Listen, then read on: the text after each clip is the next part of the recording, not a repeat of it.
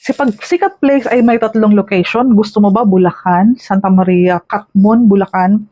Naik Cavite po sa Muzon, in Naik Cavite, and in Pampanga, Magalang, Pampanga. Sabay-sabay po yan this year.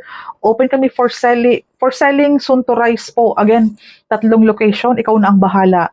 Naka-focus project po kami sa mga affordable project ni Raymulan Lands in all location. Again, this year po, Pasinaya Homes, yung pinaka-affordable natin for minimum wage earner, na Cavite in Muzon. Soon to rise po yan si Pagsibol Village naman po is Pampanga, Magalang, Pampanga, and in Cavite. Wala po sa Bulacan. In the event na nahanap mo itong vlog na ito at naghahanap pa ng legit agent, kami po ay taga Naik Cavite. Isang buong team kaming naka-focus sa pagbebenta ng mga project na ito.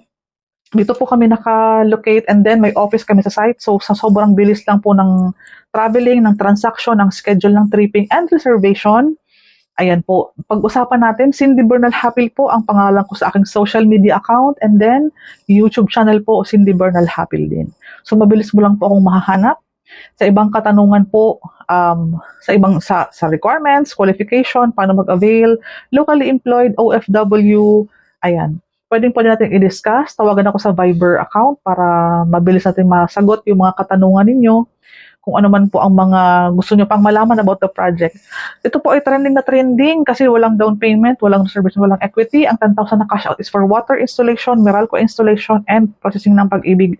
Housing loan mo, kami na po ang bahala niyan. Iko-complete lang natin lahat ng mga requirements. Ipo-push na natin yan for filing any month this year. Mag-upload po ako ng mga vlog about sa construction update sa location, kung ano na po ang mga nakatayo doon. From time to time or almost every day, target ko pong mag-upload ng mga vlog para mabilis mo akong mahanap. At sa akin ko po mag-reserve kasi po taga dito lang po ako sa Naik. Huwag na pong maghanap ng iba. Maraming salamat.